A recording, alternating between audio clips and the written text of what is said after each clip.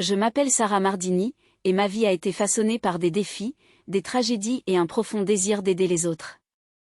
Laissez-moi vous emmener à travers mon parcours, depuis mon enfance en Syrie jusqu'à mes expériences en tant que réfugié et activiste. Je suis née le 1er février 1995 à Damas, en Syrie, dans une famille aimante. J'ai grandi entourée de ma mère, de mon père et de mes 3 frères et sœurs. Mon enfance était relativement normale, malgré les tensions croissantes dans notre pays. Cependant, en 2011, alors que j'avais 16 ans, le conflit syrien a éclaté, plongeant notre nation dans un chaos indescriptible. Les bombardements, la violence et la peur sont devenus une réalité quotidienne pour ma famille et moi. Nous avons été témoins de la destruction de notre ville natale, de la séparation de nos amis et de la perte de proches. Le conflit a eu un impact dévastateur sur la vie de millions de Syriens, y compris la nôtre. En 2015, ma famille a pris la décision difficile de fuir la Syrie en quête de sécurité. Nous avons entrepris un voyage dangereux à travers la Turquie, espérant atteindre l'Europe où nous pourrions trouver refuge. Notre voyage était périlleux, marqué par des frontières fermées, des passeurs sans scrupules et des conditions de vie précaires. Finalement, nous avons atteint la Grèce en bateau, après des jours d'incertitude en mer Égée. Cependant, notre lutte pour la survie était loin d'être terminée. En tant que réfugiés, nous avons dû faire face à des conditions de vie difficiles dans des camps surpeuplés en Grèce. La dignité humaine était souvent négligée, et nous avons été confrontés à l'incertitude quant à notre avenir. C'est pendant cette période que ma sœur aînée, Yusra, et moi avons décidé de nous engager pour aider les autres réfugiés qui se trouvaient dans la même situation que nous.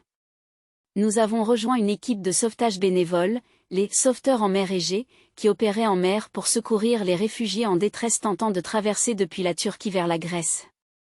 Nos missions de sauvetage étaient souvent dangereuses, avec des embarcations surchargées et des conditions météorologiques imprévisibles. Mais nous étions animés par le désir de sauver des vies et d'apporter de l'espoir à ceux qui cherchaient refuge en Europe. C'était une expérience éprouvante émotionnellement, mais chaque sauvetage réussi renforçait notre détermination. En août 2015, Yusra et moi avons été impliqués dans un sauvetage majeur. Nous avons secouru un bateau surchargé transportant des dizaines de personnes, dont de nombreux enfants. La mer était déchaînée, mais nous avons travaillé sans relâche pour assurer leur sécurité. Ce sauvetage a attiré l'attention des médias du monde entier, et il est devenu un symbole d'espoir et de solidarité envers les réfugiés. Finalement, ma famille et moi avons obtenu le statut de réfugiés en Allemagne, où nous avons trouvé un endroit sûr pour reconstruire nos vies. Le voyage avait été difficile, mais nous avions survécu et avions une chance de recommencer. Cependant, notre combat pour les réfugiés était loin d'être terminé. En Allemagne, j'ai continué à m'impliquer dans des actions de sensibilisation et d'aide aux réfugiés, partageant mon histoire et plaidant pour des politiques plus humaines et inclusives pour les personnes déplacées.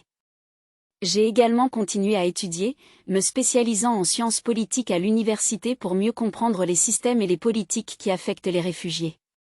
En 2018, ma sœur Yusra et moi avons publié un livre intitulé « Bienvenue » dans lequel nous partageons notre histoire et notre expérience en tant que réfugiés et sauveteurs en mer. Nous voulions sensibiliser le public à la crise des réfugiés et encourager la compassion et la compréhension envers ceux qui cherchent refuge. Cependant, en août 2018, ma vie a pris un tournant inattendu. J'ai été arrêtée en Grèce, accusée de trafic de personnes, d'espionnage et d'autres crimes liés à mes activités de sauvetage en mer. Cette arrestation a été choquante et dévastatrice, car elle remettait en question notre engagement envers l'humanité et la solidarité. Mon arrestation et ma détention en Grèce ont été une période difficile, marquée par l'incertitude et la peur. Cependant, grâce au soutien de ma famille, de mes amis et de la communauté internationale, j'ai finalement été libérée sous caution en décembre 2018, en attendant mon procès. Lors de mon procès en décembre 2019, j'ai été acquittée des accusations les plus graves, mais j'ai été reconnue coupable de facilitation illégale de l'entrée pour avoir aidé un groupe de réfugiés à entrer en Grèce. La sentence a été une peine de prison avec sursis de 4 ans. Bien que l'acquittement des accusations les plus graves ait été un soulagement, j'ai été déçue de la condamnation et j'ai fait appel de la décision. Mon histoire a suscité l'attention internationale et a été soutenue par de nombreuses organisations de défense des droits de l'homme et des personnalités publiques. Je suis reconnaissante pour cette solidarité et cette mobilisation en faveur de la justice. En attendant l'issue de mon appel, j'ai continué à militer pour les droits des réfugiés et à plaider en faveur de politiques plus justes et humaines pour les personnes déplacées. J'ai travaillé avec des organisations non gouvernementales, des universités et des groupes de défense des droits de l'homme pour sensibiliser à la situation des réfugiés en Grèce et ailleurs. En août 2021, une nouvelle décision de justice a été rendue dans mon affaire, annulant ma condamnation. Cette décision a été un grand soulagement et a mis fin à une période difficile de ma vie. Je suis reconnaissante pour le soutien continu de ma famille, de mes amis et de la communauté internationale. Aujourd'hui, je continue à travailler en tant qu'activiste et défenseuse des droits des réfugiés, partageant mon expérience et plaidant pour des politiques qui respectent la dignité et les droits des personnes déplacées.